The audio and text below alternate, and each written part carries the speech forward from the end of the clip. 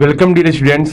आज हम लोग मशीन्स टूल्स यूनिट में लेथ मशीन टॉपिक को स्टडी करने जा रहे हैं। After this lecture you will be able to recall the principle construction and working of lathe machine, classify lathe machine, describe the specification of lathe machine, recall the various operations performed on lathe machine and list and recall different methods of taper turning। अगर इस topic की examination point of view से बात करें तो यहां से short, long and objective type question पूछे जाते हैं। अगर इस टॉपिक की दूसरे टॉपिक से लिंकेज की बात करें, जैसे कि इसके पहले हमने मेटल कटिंग के बारे में पढ़ा, अब जो मेटल कटिंग के बारे में जो आप सब कुछ पढ़ चुके हैं, अब हमें यह देखना है कि जो मेटल कटिंग है वो अलग अलग डिफरेंट टाइप्स ऑफ मशीन्स पे परफॉर्म किए जाते हैं। उसमें से one of the most versatile machine है जो आपका कहलाता है लेथ। तो लेथ मशीन में मोस्ट ऑफ द ऑपरेशन हम परफॉर्म कर सकते हैं, लाइक टर्निंग हो गया या टेपर टर्निंग हो गया या पार्टिंग हो गया, चैम्परिंग, नर्लिंग, ऐसे बहुत सारे ऑपरेशंस हैं जो आप एक लेथ मशीन पे परफॉर्म कर सकते हैं। तो हमें यहाँ पे देखना है कि लेथ मशीन का कंस्ट्रक्शन क्या होता है, वो कौन से प्रिंसिपल पे वर्क करता है, टाइप्स ऑफ लेथ मशीन्स क्या क्या हो सकते हैं, या ऐसे कौन कौन से ऑपरेशंस हैं जो हम लेथ मशीन पे परफॉर्म करने वाले हैं। That we all study in this topic in detail. तो अगर इस टॉपिक की इंडस्ट्रियल एप्लीकेशंस की बात करें तो इंडस्ट्रीज में जो most of the metal removal processes हैं, जो most of the machining processes हैं, वो लेथ मशीन पे ही किए जाते हैं। तो ऐसे अलग अलग बहुत से अलग अलग प्रकार की मशीन्स हैं, जैसे आप ड्रिलिंग मशीन आगे पढ़ेंगे, मिलिंग, शेपिंग, ऐसे इसमें से एक मशीन है जिसको आप कहते हैं लेथ मशीन। तो इसके बारे में चलिए स्टार्ट करते हैं कि व्हाट इज लेथ, लेथ होता क्या है, इसके प्रिंसिपल, कंस्ट्रक्शन एंड वर्किंग क्या होते हैं फॉर दिस मशीनिंग। तो देखिए, सबसे पहले लेथ मशीन होता क्या है। तो it is one of the most versatile and widely used machine tools. तो जितने भी हम आगे मशीन्स स्टडी करने जा रहे हैं, जितने भी मशीन टूल्स स्टडी करने जा रहे हैं, उनमें से जो सबसे अधिक यूज किया जाता है वो लेथ यूज किया जाता है, क्योंकि ऑलमोस्ट सारे ऑपरेशंस हम लेथ मशीन पे ही परफॉर्म कर सकते हैं। तो it is commonly known as mother of all the machine tools. तो इसे हम mother of all the machine tool बोल सकते हैं। The main function of a lathe is to remove metal from a job to give it the required shape and size। तो lathe का काम क्या है, तो किसी भी वर्कपीस को या जॉब को उस पे हम वर्क कर सकते हैं या उसे हम परफॉर्म कर सकते हैं ताकि उसे एक डिजायर्ड शेप एंड साइज में कन्वर्ट कर सके। लाइक अगर हमें ड्रिलिंग करना हो या नर्लिंग करना हो, चैम्परिंग करना हो, टेपर टर्निंग करना हो या शेपिंग, स्लॉटिंग, ऐसे बहुत सारे ऑपरेशंस हैं जो केवल एक लेथ मशीन पे किए जा सकते हैं। This is the main function. तो लेथ का मेन फंक्शन क्या है, to remove the metal from the workpiece, workpiece से मेटल को रिमूव करना। अब मेटल को रिमूव कैसे करेंगे, तो with the help of tool. This is the lathe. We will study about the principle of lathe. अब हमें देखना है कि जो लेथ मशीन है उसका मेन प्रिंसिपल क्या है। तो जो आपका वर्कपीस है या जो आपका जॉब है, वो दो सेंटर्स के बीच में या एक एक्सिस के अलोंग या दो चक्स या जॉस के बीच में उसे हम रिजिडली क्लैंप कर देते हैं, या हम एक वर्कपीस को दोनों साइड से हम पकड़ लेते हैं। समझ लीजिए ऐसा सिंपल टर्म में, अलोंग अ सेंटर मीन दो सेंटर के बीच में। अब ये जो वर्कपीस है ये कंटिन्यूअसली घूमता रहेगा, कंटिन्यूअसली रोटेट होता रहेगा, जिसे हमें परफॉर्म करना है, जिसपे हमें परफॉर्म करना है। एक कटिंग टूल है, कटिंग टूल अलग अलग प्रकार के हो सकते हैं, डिफरेंट शेप्स के कटिंग टूल्स हो सकते हैं। जैसा आपको वर्क करना हो वैसा आप कटिंग टूल लेके आएंगे। कटिंग टूल आपका स्टेशनरी होता है, cutting tool will not move, cutting tool will be stationary. अब जब वर्कपीस एक पॉइंट पे एक पोजीशन में कंटिन्यूअसली रोटेट हो रहा है तो टूल से हम मटेरियल को रिमूव कर सकते हैं। अब टूल से मटेरियल रिमूव तो होगा, तो अब बोलेंगे कि अगर आपका वर्कपीस दो पॉइंट्स के बीच में अगर वो रिजिडली क्लैम्प्ड और वो रोटेट हो रहा है और टूल से आप मटेरियल को रिमूव कर रहे हैं, तो अगर हमें टूल के पोजीशन को चेंज करना पड़े, अलग अलग पोजीशन पे वर्क करना पड़े, तो क्या करेंगे। तो लेथ मशीन का अरेंजमेंट कुछ ऐसा है कि जिस टूल पे, जहां पे टूल को आप अरेंज करते हैं या क्लैम्प करते हैं इन द टूल पोस्ट, वो टूल पोस्ट आपका हॉरिजॉन्टली भी मूव कर सकता है या क्रॉस भी मूव कर सकता है। मींस अगर ये वर्कपीस है तो वर्कपीस के अलोंग द एक्सिस भी टूल आपका रोटेट होगा, ताकि आपको जहां भी वर्क करना हो वो वर्क कर सकते हैं। या हम अलोंग द क्रॉस स्लाइड इसके परपेंडिकुलर भी मूव कर सकते हैं, ताकि जितना डेप्थ ऑफ कट देना हो या कम डेप्थ ऑफ कट देना हो या अधिक देना हो उसको भी हम कंट्रोल कर सकते हैं। तो this is the main principle of lathe machine. तो अगर इसको डायग्राम से समझे तो this diagram represent the principle of lathe. यहां देखिए क्या है, this is the head stock, इसको हेड स्टोक बोल रहे हैं। This is the tail stock. Head stock और टेल स्टोक इन दोनों सेंटर्स के बीच में आपका जो वर्कपीस है वो that is continuously rotating. This workpiece is rotating. Now this is the tool, ये एक हो गया आपका टूल। जिस शेप का आपको वर्किंग करना है, जैसा मटेरियल रिमूव करना है वैसा शेप का आप टूल यूज करेंगे।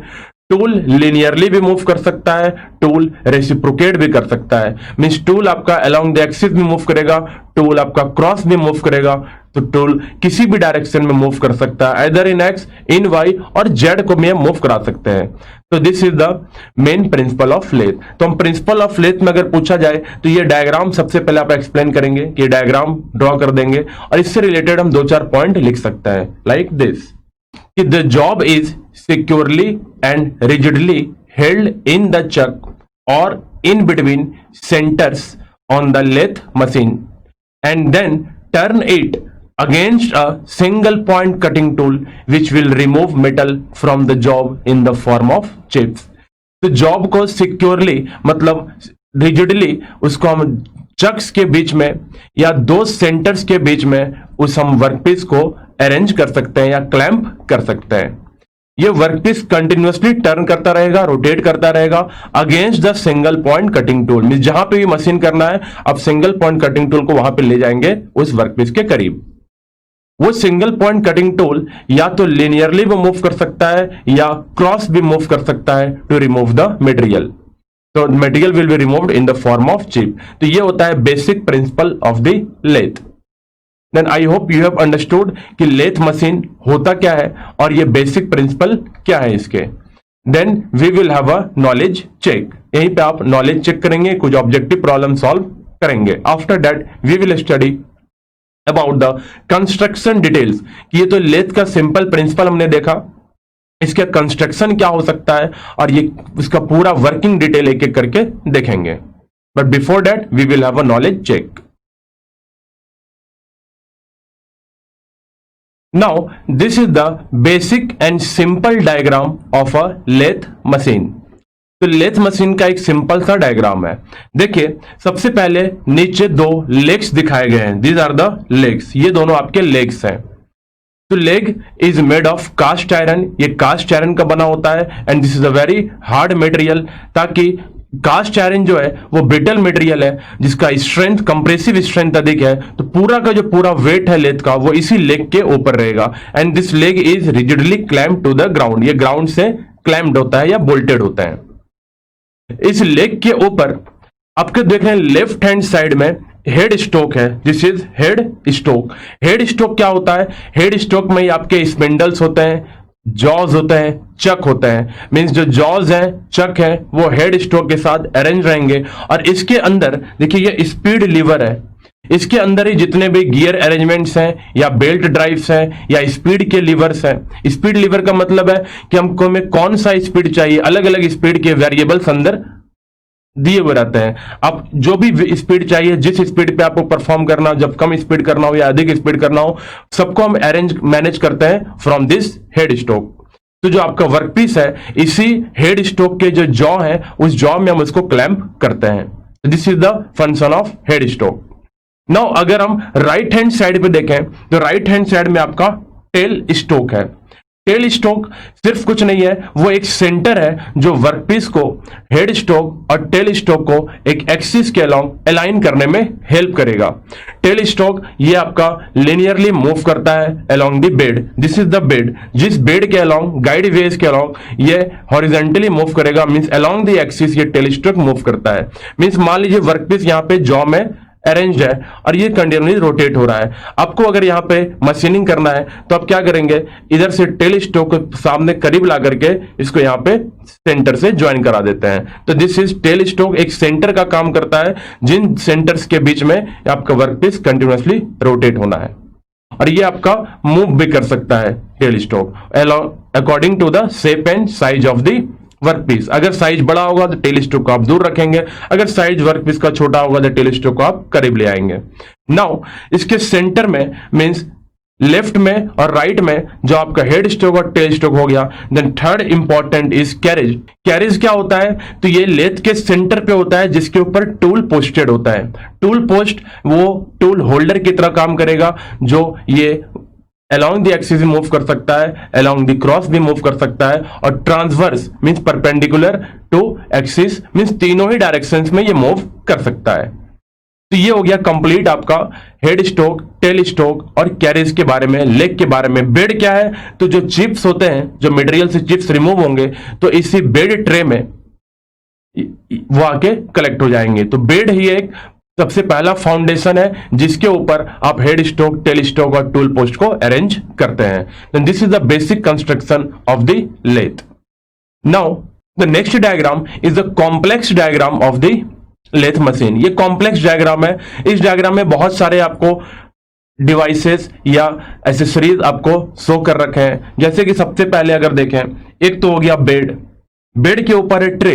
एक्चुअल में जो आपका जो चिप्स हैं वो इस ट्रे में आके कलेक्ट होंगे। तो ट्रे के नीचे बेड है, मींस बेड मेन फाउंडेशन है, और बेड के नीचे आपके लेग्स होते हैं जो ग्राउंड से क्लैम्प्ड होते हैं। तो बेड हो गया, बेड के ऊपर ट्रे जिसमें आपके चिप्स जो है वो आके इसमें कलेक्ट होंगे। इसके लेफ्ट हैंड साइड को देखें, सबसे पहले हेड स्टॉक है। हेड स्टॉक में आपको सबसे पहले क्या बताया गया है, गियर बॉक्स बताया गया, means this two are gear box. ये आपका गियर बॉक्स हो गया। फिर एक है ड्राइविंग क्लच कंट्रोल लीवर, जिससे आप क्लच को ड्राइव करेंगे, जिससे आप वो लीवर दे रखा है, ड्राइविंग लीवर दे रखा है।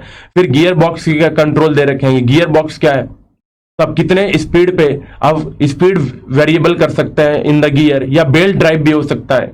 Now next is feed box.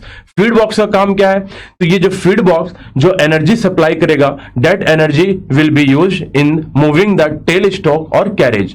तो कैरेज का जो मूवमेंट है वो एनर्जी लेगा कहां से, वो पावर कहां से ले रहा है, तो ये फीड बॉक्स से ले रहा है। तो फीड बॉक्स में दो होते हैं, एक लीड स्क्रू रॉड होता है, एक फीड रॉड होता है। मींस एक रॉड हो गया, एक लीड स्क्रू हो गया। तो दोनों तरीके से फीड मैकेनिज्म में होते हैं जो पावर ट्रांसफर करता है from the head stock, from the head stock to the carriage और tool post तक। Now next is tool stock assembly। अब ये जो टेल स्टॉक असेंबली है, टेल स्टॉक असेंबली में देखिए सबसे पहले डेड सेंटर हो गया। ये डेड सेंटर है क्योंकि ये पॉइंट मूव नहीं करेगा, ये केवल अपने पोजीशन पे फिक्स होता है। ये ऐसे मूव कर सकता है, बट वर्कपीस पे पर आके अगर ये आ गया तो ये this is the dead centre. But ये जो 4 जॉ चक है, this is acting as life centre. ये जो वर्कपीस को जब ये क्लैम्प करके रखेगा, this is acting as life centre, क्योंकि जो मेन वर्कपीस है वो इसी में फिक्स्ड होता है या इसी में क्लैम्प्ड होता है। अब देखिए टूल पोस्ट में क्या क्या है, this is the tool post. Then next is cross slide wheel. एक व्हील बना हुआ है जिसको क्रॉस स्लाइड बोले हुए, मींस उस व्हील को घुमाने से आपका कैरेज अंदर की ओर या बाहर की ओर मूव करेगा। मींस एक्सिस के क्रॉस मूवमेंट के लिए क्रॉस स्लाइड व्हील दिया गया है। Next is carriage traversing wheel. यहां देखिए this is carriage traversing wheel. एक बड़ा सा व्हील है जिसको रोटेट करने से जो कैरेज है वो एक्सिस के अलोंग इस डायरेक्शन में मूव करता है। क्रॉस फ्लूइड में ये डायरेक्शन में मूव करेगा। इसी में कैरेज हो गया। कैरेज में हो गया फीड इंगेज लीवर। तो इस कैरेज को फीड के साथ इंगेज करने के लिए एक लीवर यूज किया गया है। Next is screw cutting engaging lever. Means screw जब कट करना हो तो जो लीड स्क्रू है उसके साथ इंगेज करने के लिए इस लीवर को यूज करते हैं। नाउ नेक्स्ट इज रैक हो गया, आपके रैम हो गए। टूल पोस्ट स्लाइड हो गया, जहां पे आप टूल पोस्ट स्लाइड हो गया जिसपे आप जब टूल को आप होल्ड करेंगे तो टूल पोस्ट से हम उस टूल को हम स्लाइड कर सकते हैं अलग अलग डायरेक्शंस में। तो ये तो होता है आपका complete diagram for the lathe. तो लेथ मशीन्स के बारे में एक बेसिक डायग्राम देखा हमने, एक कॉम्प्लेक्स डायग्राम देखा। तो जितने भी टर्म्स यहाँ पे देख रहे हैं, कुछ इंपॉर्टेंट टर्म्स हैं जिनको हम यहाँ पे एक एक करके डिफाइन करेंगे। तो this will all constitute the construction of the lathe machine. Now first is bed. So the bed of a lathe machine is the base on which all other parts of lathe are mounted. तो हमने diagram में बताया था कि जो bed है वो main आपका पार्ट है जिसके ऊपर आपके सारे पार्ट्स को हम उसके ऊपर प्लेस करते हैं। मींस एक साइड हेड स्टोक, सेंटर पे कैरेज, राइट हैंड साइड में आपका टेल स्टोक हो गया, कैरेज के ऊपर टूल पोस्ट हो गया। तो ये सारे जो पार्ट्स हैं या जो एसेसरीज हैं वो सारे किस पे माउंटेड होते हैं? On the bed. अब बेड के नीचे होता है लेग जो क्लैंप होता है to the ground. It is a massive and rigid single piece casting made to support other active parts of the lathe. Means जो लेथ में जो सबसे बड़ा पार्ट है, जो मैसिव पार्ट है, उसको हम बेड बोलते हैं। This is a rigid and single piece casting made. Means को हम कास्टिंग से तैयार करते हैं और एक सिंगल पीस का होता है। मीन्स लेथ का मशीन कितना भी बड़ा हो, आप इसको पूरा कंप्लीट एक बेड को एक सिंगल कास्टिंग से प्रोड्यूस करते हैं। या बेड का साइज अगर बहुत बड़ा है तो आप 2 या 3 पार्ट में भी प्रोड्यूस कर सकते हैं, and that will be joint और बोल्टेड। और बेड का मेन काम क्या है? तो to support other parts of the lathe. Lathe के और बाकी जो पार्ट्स हैं वो इसी बेड के ऊपर आके माउंट होंगे। Then its strength should be maximum. इसका स्ट्रेंथ मैक्सिमम होना चाहिए कि पूरा वेट ये आपका बेड ही लेता है। It is made of cast iron alloyed with nickel and chromium. जो आपका बेड है वो कास्ट आयरन का बनाया जाता है जिसको alloyed with nickel and chromium. Because cast iron is having high compressive strength, क्योंकि ब्रिटल मटेरियल है, इसका कंप्रेसिव स्ट्रेंथ हाई होगा, और निकल और क्रोमियम ऐड करते हैं ताकि उसका स्ट्रेंथ को और बढ़ाया जा सके। On left hand side of the bed, bed के लेफ्ट हैंड साइड में head stock of lathe machine is located.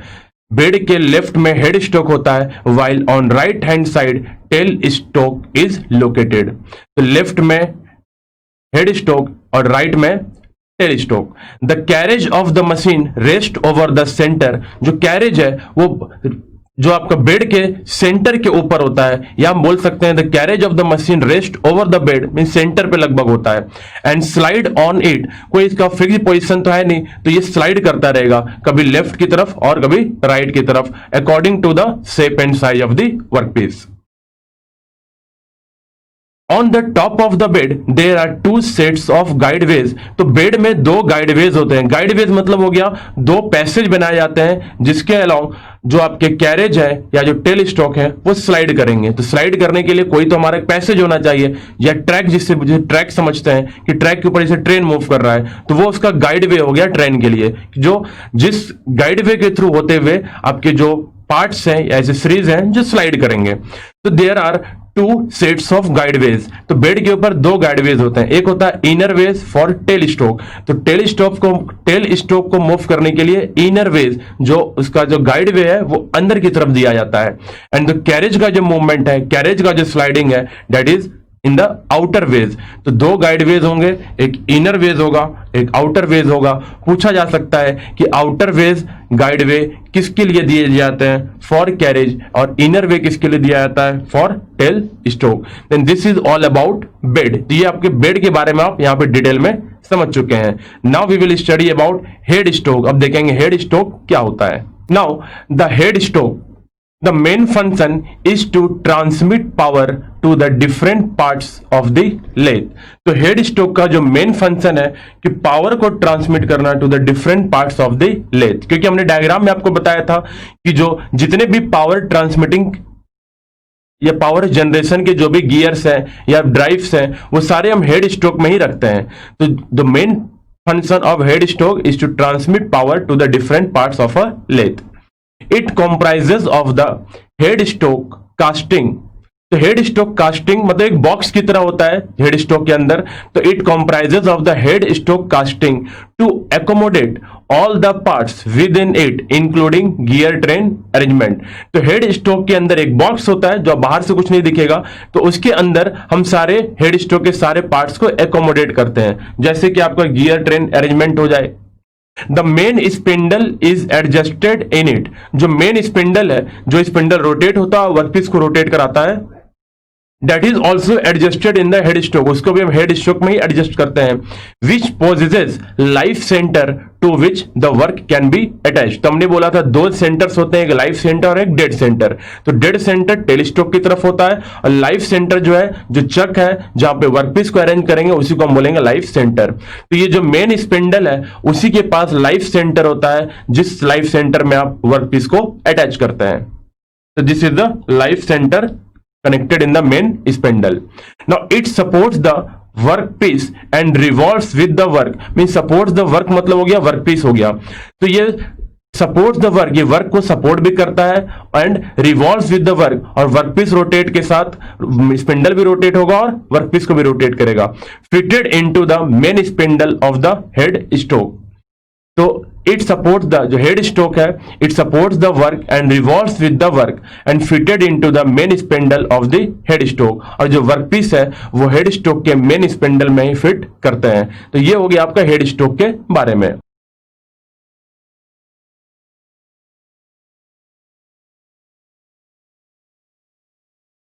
और क्या होता है हेड स्ट्रोक, तो इसे हम आगे देखते हैं। Now, it contains cone pulley which is used to get various spindle speed through electric motor.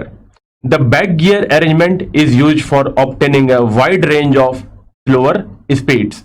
तो हमने बोला कि जो हेड स्ट्रोक के अंदर बहुत सारे गियर ड्राइव्स हैं, गियर ट्रेन्स हैं, कोन पुलीज हैं या बैक गियर अरेंजमेंट भी है, जिससे हम अलग अलग स्पीड को वेरी कर सकते हैं, डिफरेंट वेलोसिटी रेशियोज हम गेन कर सकते हैं। तो ये जितने भी पावर ट्रांसमिट या पावर जनरेट करने के लिए जो भी आपकी एसेसरीज हैं या जो पार्ट्स हैं, दैट इज और असेंबल्ड और इनसाइड अ हेड स्ट्रोक। तो सबको हम असेंबल करते हैं हेड स्ट्रोक के अंदर ही।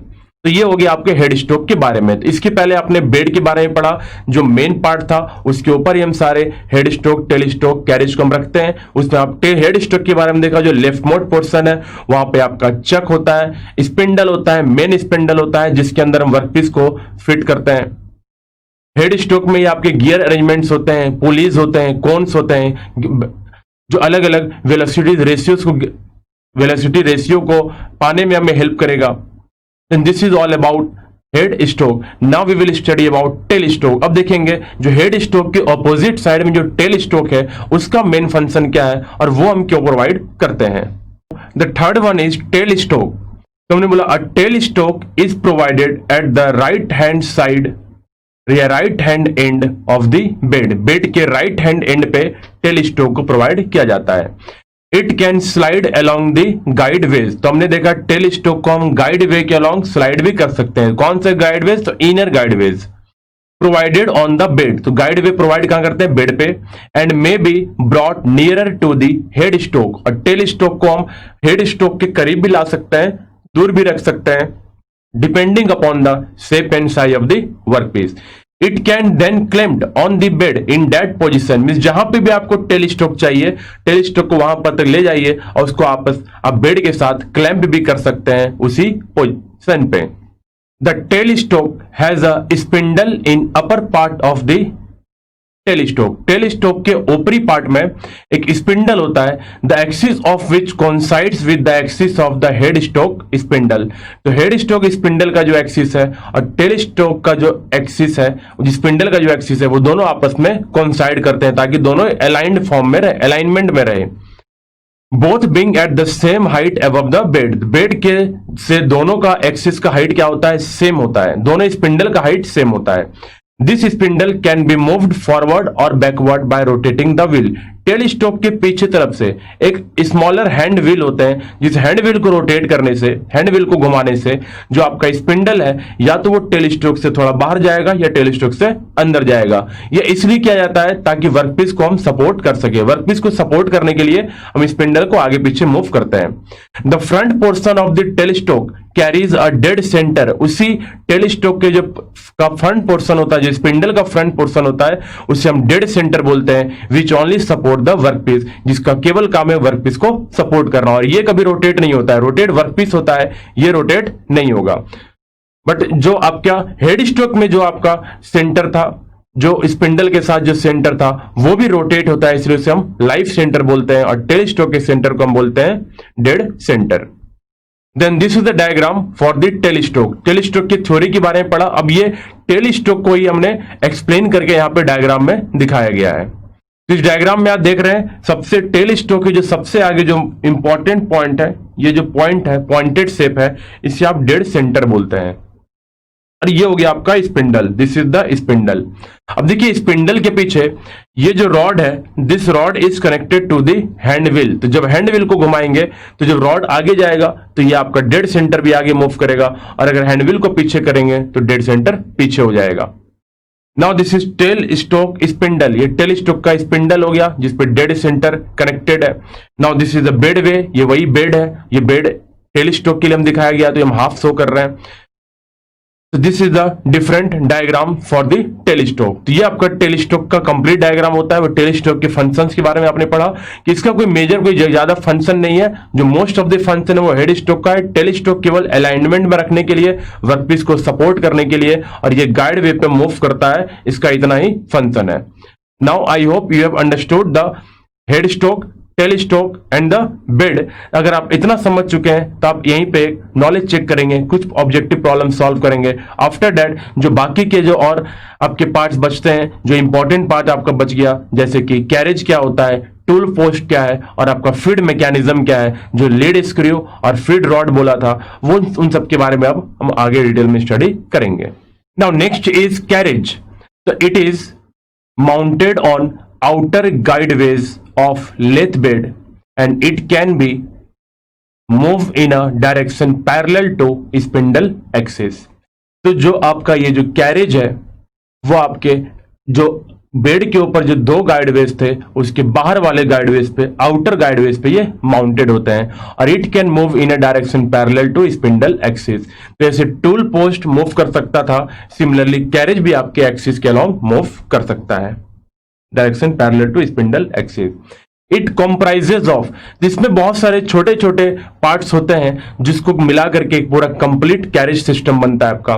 इसमें बहुत सारे स्मॉलर फंक्शंस हैं इसके, जैसे कि इसमें एप्रॉन आता है, cross slide, saddle, compound rest and tool post. एक एक करके आगे देखेंगे कि क्या है। तो carriage comprises apron, cross slide, saddle, compound rest and tool post.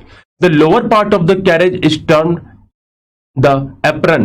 जो कैरेज का जो लोअर पार्ट है उसे एप्रन बोलते हैं। In which there are gears to constitute apron mechanism for adjusting the direction of the feed using clutch mechanism. तो जो lower part है कैरेज का उसमें एप्रन होता है, और एप्रन मेन है क्या, तो गियर का एक अरेंजमेंट है। ये गियर का अरेंजमेंट करता है किसके साथ, for with the help of clutch mechanism. Clutch mechanism को यूज करते हुए ये गियर का अरेंजमेंट है जो आपके फीड के डायरेक्शन को कंट्रोल करेगा। मींस हमें कितना फीड देना है, कम अधिक जो भी फीड देना है उस फीड को कंट्रोल करने के लिए क्लच मैकेनिज्म है, और clutch is control by the gear. तो ये होता है आपका पूरा कंप्लीट एप्रन, एप्रन का फंक्शन जो कैरेज के अंदर होगा। Now next is, the cross slide is basically mounted on the carriage which travels at right angles to the spindle axis. तो हमने डायग्राम में स्टार्टिंग में बताया था कि एक्चुअल में कैरेज तो एक्सिस के अलॉन्ग ही मूव करता है, बट जो क्रॉस स्लाइड है तो कैरेज क्रॉस स्लाइड मूव नहीं करेगा क्योंकि इसका गाइड वे फिक्स्ड है। तो जो क्रॉस में मूव करता है या अप एंड डाउन मूव कर सकता है, वो क्या हो गया, वो आपका क्रॉस स्लाइड है, वो आप इधर उधर मूव करा सकते हैं उनसे। बट क्रॉस कैरेज पूरा कंप्लीट आपका परपेंडिकुलर डायरेक्शन मूव नहीं करेगा। तो बोल रहा है द क्रॉस स्लाइड, मतलब कैरेज के ऊपर जो एप्रन है तो एप्रन के ऊपर क्रॉस स्लाइड होता है। The cross slide is basically mounted on the carriage which travels at right angles to the spindle axis. तो टूल को अलग अलग पोजीशन पे ले जाने के लिए क्रॉस स्लाइड को हम परपेंडिकुलरली मूव करा सकते हैं। Now on the cross slide a saddle is mounted, cross slide के ऊपर a saddle is mounted in which compound rest is adjusted which can rotate and fix to any desired angle। अब cross slide के ऊपर एक saddle होता है, उसी saddle के साथ कंपाउंड रेस्ट कनेक्टेड होता है, वो माउंटेड या एडजस्टेड होता है। कंपाउंड रेस्ट को हम किसी भी एंगल में मूव करा सकते हैं। तो कंपाउंड रेस्ट मूव करता है तो टूल भी आपका मूव कर जाता है। तो किसी भी एंगल में जब आप इसको टर्निंग के बारे में पढ़ेंगे आगे चल के, तो उस टर्निंग में आपको कंपाउंड रेस्ट का यूज समझ में आएगा। अब बोला है द टूल पोस्ट, जो सबसे ऊपर जो टूल पोस्ट है, which fits in a T slot in the compound rest, compound slot के टी स्लॉट में टूल पोस्ट आपका फिक्स होता है, and hold the tool holder, इसी में आपका टूल होल्डर एडजस्टेड होगा और उसी टूल होल्डर से आप टूल को होल्ड करते हैं। Then this is all about carriage. तो अगर कैरेज के अगर डायग्राम को देखें, then this is the diagram of the carriage. इसमें देखिए सबसे पहले क्या है, हैंड ट्रैवर्सिंग व्हील, जिसको मूव कराने से जो आपका कैरेज है वो एक्सिस के डायरेक्शन में मूव कर सकता है। इसमें नीचे एप्रन है, एप्रन एक गियर मैकेनिज्म था, क्लच मैकेनिज्म था, पावर ड्रिवन, बेल्ट ड्राइव, सब कुछ यहां पे कनेक्टेड होता है जो फीड को कंट्रोल करने में हेल्प करेगा। This is feed change lever, देखिए फीड को चेंज करने के लिए जो लीवर है उसको वहां पे शो किया गया है। This is half nut lever, half nut lever को भी हम या तो हम फीड चेंज लीवर से हम फीड को कंट्रोल करते हैं, या हाफ नट लीवर से भी हम फीड को कंट्रोल करते हैं। तो this two are use for the feed controller, feed को कंट्रोल करने में ये दोनों हेल्प करेंगे। Now there is a cross slide, cross slide है जिसके ऊपर आपका कंपाउंड रेस्ट एडजस्टेड है। तो क्रॉस स्लाइड क्या है, जब इस व्हील को आप रोटेट करेंगे तो आपका जो क्रॉस स्लाइड वाला जो पूरा पोर्शन है, ऊपर का जितना पोर्शन है वो एक्सिस के परपेंडिकुलर मूव कर जाएगा। Now there is a tool, this is the tool post, tool post में टूल कनेक्टेड होगा। This is the compound rest, और कंपाउंड रेस्ट के ऊपर आपका टूल होल्डर, टूल पोस्ट और टूल कनेक्टेड होते हैं। Then this is all about carriage system. तो ये हो गया कैरेज सिस्टम जो सेंटर पोजीशन में होगा over the bed. Then I hope you have understood this carriage.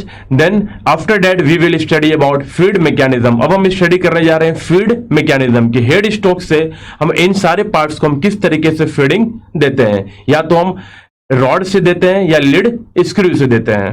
Next is feed mechanism. तो feed mechanism it is a combination of different units through which motion of head stalk spindle is transmitted to the carriage. तो feed mechanism it is a combination of different units, इसमें बहुत सारे अलग अलग units हैं जिसको combine करके feed mechanism बोलते हैं। इसका मेन काम है कि जो हेड स्टॉक का स्पिंडल है उसका मोशन के उसके पावर को हम ट्रांसमिट करते हैं टू द कैरेज।